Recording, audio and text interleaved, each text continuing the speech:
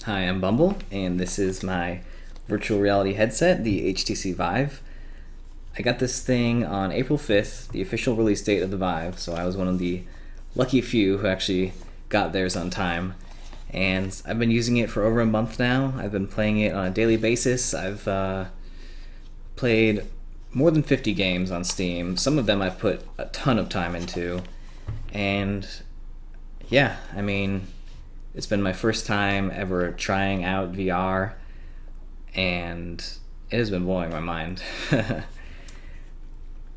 VR is really amazing. I really do think it's the future of gaming, and I do think that the HTC Vive is an amazing headset and just a great device in general. So I got this thing on April 5th. I did actually have some technical issues setting it up. I had to order a new internal PCIe USB card because it wouldn't work with any of the USB slots on my computer, but that did fix it right up. I was able to use it after like 2 days of troubleshooting, which was very painful. And I initially set it up in a double wide walk-in closet in my master bedroom because I had never used VR before.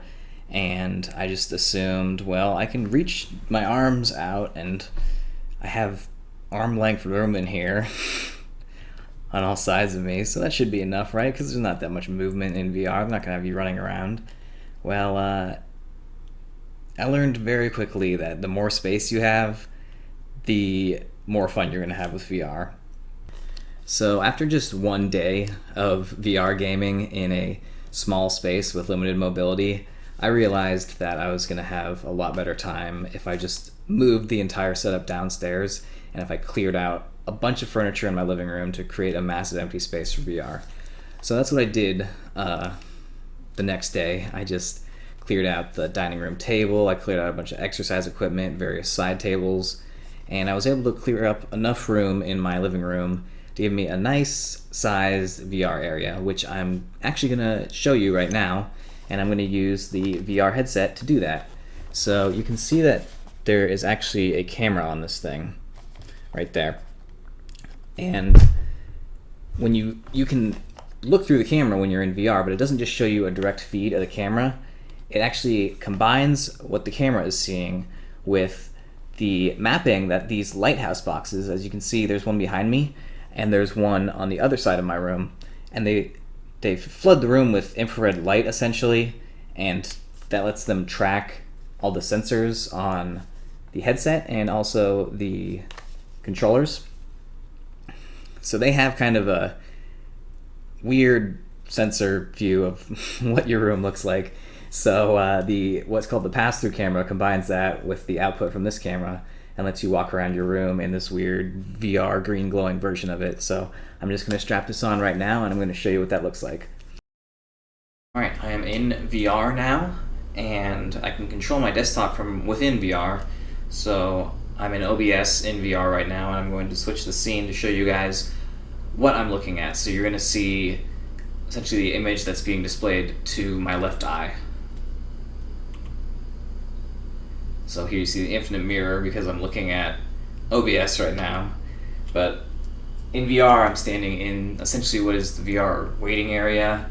When you don't have any programs loaded, this is what you see. It's kind of like your VR desktop background, and you can download a variety of skins for it. I went with the holodeck because VR kind of is like the holodeck, and the holodeck is just one of those awesome, fantastical things that's now coming into reality. So here we have my grid, which is yellow or orangish holodeck colored essentially. But I'm gonna snap out of this and go into pass-through camera mode, which I do by clicking that twice. So now I'm seeing a mixture of the camera and the image, the 3D image that the infrared sensors have created. So it's kind of like mixed reality. It's like you're in virtual reality still, but you're actually looking at everything all around you. It keeps the immersion because it makes you feel like you're in like the Matrix or something instead of just snapping you back into a direct camera feed.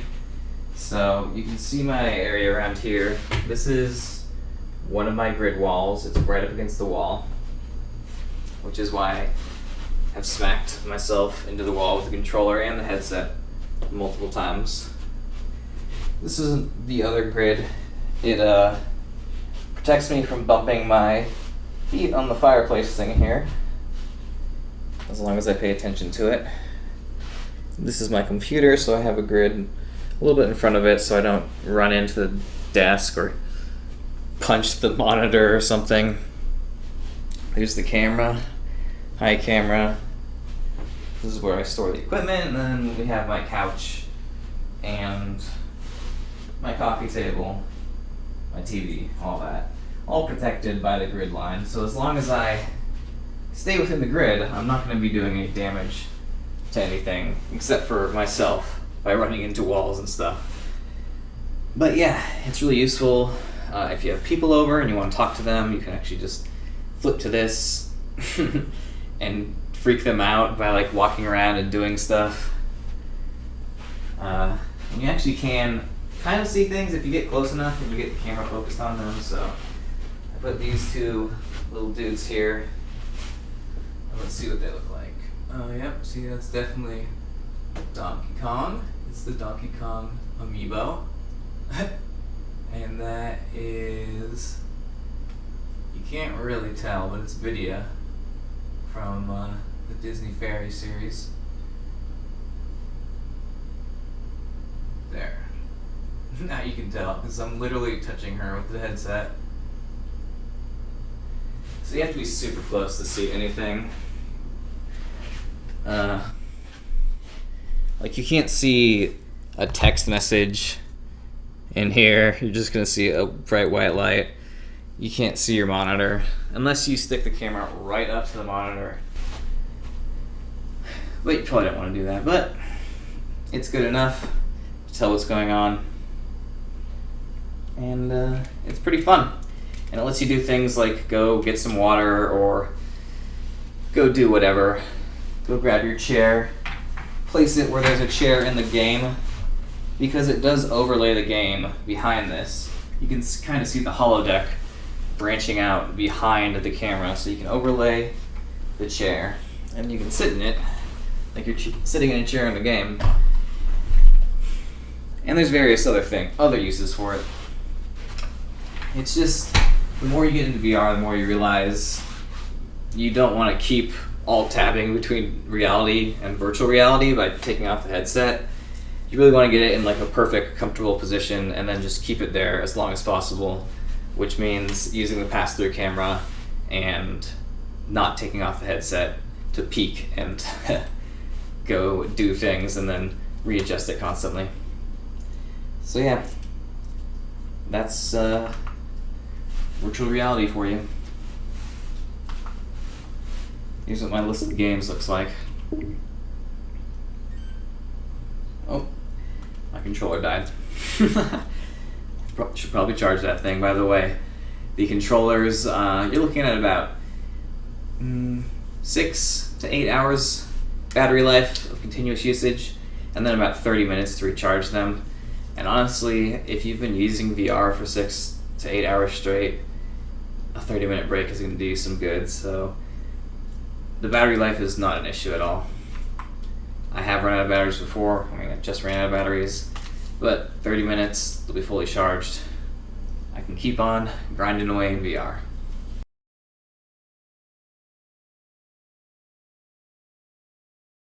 Okay, on to my review of the HTC Vive itself. So, in terms of hardware, this thing is very well built, very well designed, and it's extremely sturdy, which it needs to be because I have bumped my headset into the wall, I've hit the wall with my controllers, I've hit the roof with my controllers, the floor, I've broken wrist straps throwing controllers, and done all sorts of dangerous things to this Vive, and it has held up reasonably well.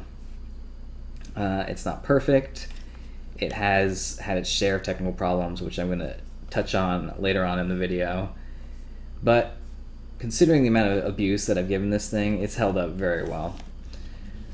In terms of like the comfort of the Vive, it's not the most comfortable thing in the world, and it's kind of a pain in the ass to actually like strap it on before your session. You really have to make sure everything is properly adjusted. So you've got like multiple straps that you have to adjust. You have knobs, IPD knobs, etc., etc. There's the headset, which is actually, you can use a wired headset and plug it into this little tendril on the Vive, so you can have a really high quality headset. But that also adds to the kind of awkwardness of getting it all situated properly on your face. And once it's on there, I'm not going to lie and say that you just get lost and you don't notice it. You do notice the headset. It can get uncomfortable or itchy in there or sweaty. But, I mean, those are really just downsides of the human body, not necessarily flaws in the headset itself. Overall, I'd say this thing is very, very well designed and well built. So these are the controllers for the Vive, and they are really what makes virtual reality in the Vive so amazing. So these things are perfectly tracked when you're inside VR. You can move them around and you'll see them in VR exactly where they are in reality. And they're very lightweight, which makes it feel like they are your hands when you're in VR. And that's really important for properly sensing depth and scale in VR, because your hands are your point of reference, kind of like the one thing that you have that you always can use as a point of reference, even in reality. So in virtual reality, when you have your hands there and you can look and say, okay, I'm over here, wow, yeah, there's some serious depth here, and you can see this massive hulking thing over you, and you have your tiny hand there, and you go, oh my god, it's so much bigger than me. Like, this is me, I'm just this little thing. And so having these motion controls is really what makes VR awesome. And they're really nice to hold. You have good grip on them. It feels like your fists. I like playing them in Audioshield and punching with them. I like games where they turn into guns because they kind of are shaped like part of a gun, and they have triggers and you can just shoot everything with them. But even when a game just uses them as your hands, it feels really intuitive and really natural. And even when they just look like the controller when you're in the menu, still just having that there makes it so much more immersive and so great. These things are also sturdy. I've done a lot of damage to them. They do have one flaw though. Their default wrist strap is very weak, and I would highly recommend that you replace it with a wrist strap from Nintendo Wii. You can order them on their website and they cost like, I don't know, $2 to get a set of them, and these are super durable. I personally did not do that, and I broke one of my wrist straps playing Holoball. So the default Vive wrist straps will not hold up to intense VR use. I can guarantee that, and I highly recommend that you get a more durable wrist strap if you're gonna look into buying a Vive. But other than that, these things are amazing. Like, I'm getting an Oculus soon, but I cannot see how it can match the experience that the Vive has right now, because it does not have motion tracking. It just uses controllers, and when you play with a controller, like, I have a pretty good controller. Where is it? The Xbox Elite controller. And I can play the VR games with it, but they're very unsatisfying, and a lot of them will give you a headache, or if you're prone to motion sickness, those are the games that will give you motion sickness. The games where you're controlling it with a controller. So instead of controlling what's going on with your body, it's this completely separate method, and that really messes with your with your mind. Some games do it really well. The Adventure Time game, for example, is a really fun version of that, because it makes you feel like you're just sitting up in your little throne and you're just looking down and controlling these characters like you're a god. It's not like a game where you're in first-person mode and moving around. Those games, I do not like when you use a controller. I mean, when I was initially hyped for VR, the initial hype is something like, oh, wouldn't it be cool to play Fallout 4 in VR, or to play Skyrim in VR, or Dark Souls in VR, or all these cool existing computer games in VR. But once you actually get in there and you experience it with the controllers, the motion controllers and body tracking, you realize, no, I don't really want to play those games in VR anymore. I only want the tailored for VR, built from the ground up for VR with motion tracking games, because they're so immersive, so intuitive, and so fun, and they give you a great workout. I mean, it's hard to come up with an excuse for not playing these games. Those are the games I want to play in VR, not the old games where you're not actually fully in control of what's happening. So yeah, the controls are great. And there are good seated experiences if that's what you're into. It does work perfectly fine with a controller. In terms of games on the Vive, there's a lot of games out there right now. I mean, this thing was designed in part by Valve, and they use Steam as their distribution platform. And Steam is a great platform for distribution, and indie developers have a really easy time getting their games on there. So that's mostly what you're going to find on the Vive right now. There's a lot of games.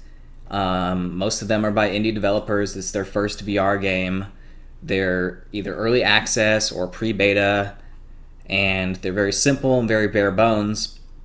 Yet they're also really addictive and fun, because just having a good idea and a good setup in terms of controls and just the feeling and intuitiveness of what you're doing goes a long way and makes it really fun. So games like Space Pirate Trainer, Hollow Point, Audioshield, they're all really simple, repetitive games at the core, but because they executed just VR in general so well, they're really fun and really replayable, and you'll find yourself keep coming back to them over and over again despite the repetitiveness. And then obviously there's a lot of games out there that aren't like that and are really, really bad. Really overpriced as well, because the average price of a VR game right now is about $20, I would say. And the average amount of playability you're going to get out of a VR game is like 2 hours in general for a lot of the games. If it's just like a single player experience where it carries you through some content, yeah, you're probably going to get about 30 minutes to 2 hours of playability from those games. Some of the games definitely aren't worth it. Like, some of these games will cost $10, give you 10 minutes of playability, like one level, and it's not even very fun or technically impressive or anything. But it's run through Steam, so you can use Valve's generous refund policy really well with VR, because these games are investments, and a lot of them are not worth it, but a lot of them are. Even if they give you a small amount of content, a lot of them are really, really fun, really innovative ways to use VR. And so, even though I only got a few hours out of a lot of these games, I still felt like it was money well spent. But that's where you're at right now, as in terms of games on Steam for VR. You're not going to be looking at any AAA titles. The closest thing is the Lab, which is a really, really refined and polished VR experience from Valve.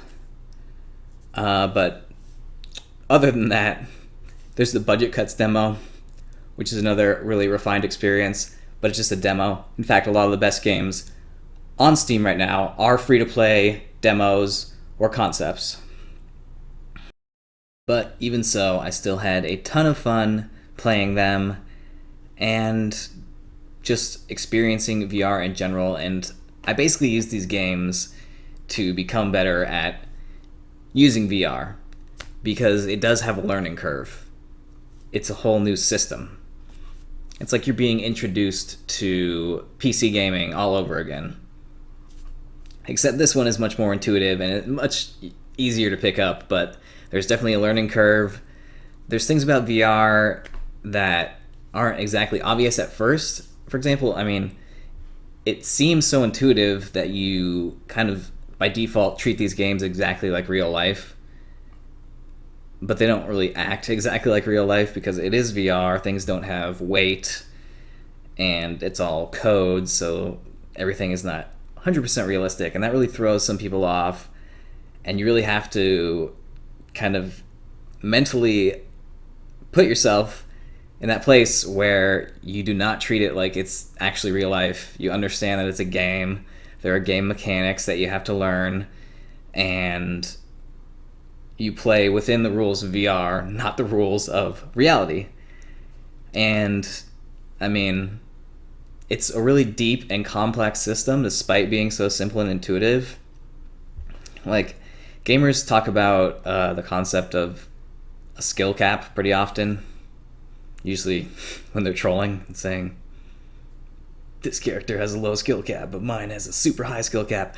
But the concept of a skill cap does not even exist in VR, because when the controller is your body, you're not limited by stuff like that. You're just limited by what you can do with your body and the environment around you, how quickly you can move around and dodge and aim, like how good your spatial awareness is, because you no longer need to be looking at whatever you want to perform an action on. You can be performing actions behind your head while you perform another simultaneous action with this hand, and you're looking forward at something else.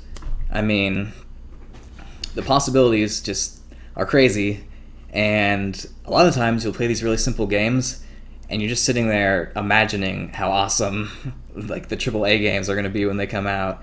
If someone really put in a huge budget and a huge development team to make an amazing VR game. And I know it's going to happen because I've experienced this. I know how amazing it is. I do believe in it. I do believe that it's going to take off. So I am so hyped up for the future of VR and for when these amazing games start coming out. So throughout this video, I've basically just been singing the praises of the Vive and virtual reality in general. I mean, this thing is not without its downsides. I touched on some things. It's not the most comfortable device to wear. It's a hassle to put on, to take off. And it does have technical problems. I could not get mine working when I first got it. And then after about a month of usage, the display went out. So my Vive was working just fine, but the display would not display anything. I could tell that it was working because you can look at the display on your computer. And I could see that. So it turned out that there was a problem with the little breakout box that they provide you to plug all your Vive cables into. And I was able to get it working by plugging the HDMI directly into the computer. So there's a lot of troubleshooting I had to do for that, and it's not an ideal solution because you do actually trip over the cord sometimes and pull it out. And if it's plugged directly into your computer, you don't want to be pulling a HDMI cable forcefully out of your video card HDMI socket, especially because you need an expensive video card to run VR. So I'm actually going to have to get my Vive RMA'd. I have to put my Vive out of commission for 2 weeks or so because of the breakout box, and that touches on another issue that you're going to run into if you want to be an early adapter of VR with the Vive, is they don't sell replacement parts. You can't break a controller and then just order a new one and have a new controller in a couple days, or even have a set of backup controllers. If your controller breaks, you have to send it in to get repaired, and you're going to be out of commission for like 2 weeks. Just like what happened to me. My Vive is not broken, just a small breakout box, or maybe the HDMI cable is broken, but I can't order a replacement. I have to send everything in and wait it out, and I'm really addicted to VR, so I'm not looking forward to that. I am, however, getting an Oculus Rift on Tuesday, so I will be soothing my addiction with seated VR in Elite Dangerous, most likely. But yeah, and that's not the only technical issue. it's not all major game-breaking things. It's just you commonly run into problems like a game won't close properly or won't start properly, or you have to restart SteamVR to get your camera working, or your desktop view isn't working properly. You're going to run into this constantly be restarting SteamVR. Games are going to be crashing because they're all super early access, so you're going to be running into bugs and technical problems on a fairly regular basis. Most of them are minor, easy to fix. Some of them are major, some of them have a lot of troubleshooting. A lot of them can be fixed if you can go through all the troubleshooting steps, but it's actually pretty hard to find proper support for the Vive right now. I spent hours with HTC support, and they weren't able to give me really any tips that you can't find on the internet, but they also weren't able to fix my problem or even properly diagnose it. So you have to be comfortable with troubleshooting and using computers in general if you want to be an early adopter at this. And if not, just wait a generation or two for the Vive 2 or the Vive 3 or even the Rift 2 or Rift 3, because you know they're going to have to step up their game with their next headsets. I'm sure these problems will become less over time. For now, I would say the amount of technical difficulty that you have with Vive is well worth it for the enjoyment that you get out of it, especially considering that I am a very heavy user of it. I use it on a daily basis, multiple hours a day, and it held up reasonably well, considering it's a pretty complicated piece of technology in the first generation. I'm just sad, and I'm going to miss motion-tracked VR while the Vive is gone. That's what it boils down to. So the big question is it worth the price? The Vive costs $900 for just the headset. Then you also need a nice gaming computer. Really just a modern custom-built desktop for $1,000, or you could even go cheaper than that if you're a real bargain hunter. So that's about $2,000 already just to play video games. But if you're a big gamer or you're just into new technology in general, I would say it's worth it, because it's like gaming has been reinvented, and it almost makes you feel like a kid again, because you just get to enjoy these games and this new medium of entertainment. And it just feels like a whole fresh brand new thing, and it really blows my mind on a daily basis, and I really enjoy it. So yeah, I would say it's definitely worth a couple $1,000s. I've already gotten hundreds of hours out of it, and I've also gotten in better shape just from playing video games all day. I mean, before I got VR, I was basically just sitting around and playing computer games every day, and then VR came, and now I am walking around this space and running and dodging and shooting, and it's a light cardio workout. Not an amazing workout, don't get me wrong. It's not like going hard at the gym, but if you're doing a light cardio workout for 5 hours every day, that's a pretty good workout as opposed to just sitting around all day before. So I've gotten into better shape, and that is awesome because it makes you look better, it makes you feel better. So in addition to the amazing enjoyment I've got out of this multiple $1,000 investment, it's also improved my health more than any other exercise machine or set of weights or anything I've ever bought. So yeah, it's definitely worth the money. And everyone I've showed it to has had the same exact reaction. And I've showed it to about 10 people. So they'll ask, how much does this cost? And I'll say $900 for the headset, and then you need a gaming computer, so $1,000 or less depending on how good your current computer is. They'll always just say, well worth it. Based on what I just experienced, that is worth it, because it's literally like the holodeck. It's a device that can just take you anywhere and let you experience almost anything. So for a couple $1,000, the ability to do that, yeah, well worth the price. So the other question would be, do I recommend VR? Do I recommend that you put down a multiple $1,000 investment on this new computer display system, essentially, and control system? And I would say, if you have the money to burn and you're really into technology and gaming, then yes. If money's tight, don't get the first generation VR. Wait for the more advanced second generation stuff, or when this first generation stuff becomes cheaper. If you get VR now, you are going to have to deal with a lot of early adopter issues, bugs, technical problems, lack of support, lack of AAA games, lack of even just finished games. They're all going to be very early access, very pre-beta, constantly evolving. But if you're willing to do that for an amazing, fun gaming experience, and if you're willing to invest in the future of VR, then I would say, yeah, it's worth it. Go find someone who has it, go try it out. You'll see everything I've been talking about. See if you agree with me or not, and then decide if you want to buy it. But I will say, personally, as a huge gamer, and someone who loves gaming and technology in general, the Vive has really blown my mind, and it's been an awesome experience playing it for the past month. So thank you, HTC. Thank you to Valve. Thank you to all the awesome developers out there making these games for Vive. And thank you to all the gamers out there and all the early adopters who have helped out with forum posts and Reddit posts and all that stuff, because I wouldn't have been able to solve any of my technical issues if it wasn't for you guys, for the community.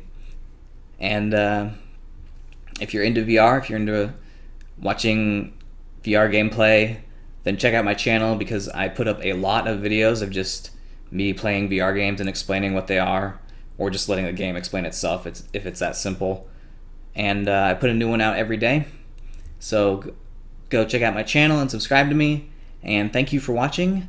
Have a great day, and goodbye.